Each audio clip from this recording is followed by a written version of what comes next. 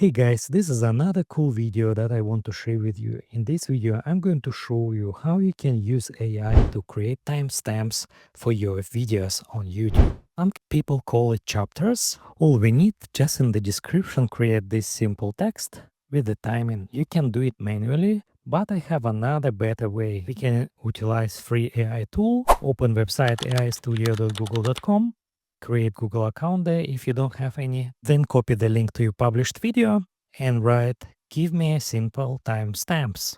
And here you go. In about 20 seconds, AI Studio will generate for you this text that it takes from your video.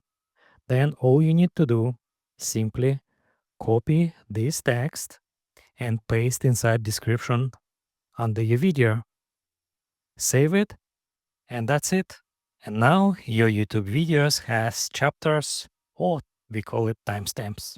I hope it's useful. If you like the video, please click like, share it with your friends. And if you want to have more videos like this, just let me know in the comments below, because I know a lot of different tricks with AI. Thank you and see you in my next videos. Bye.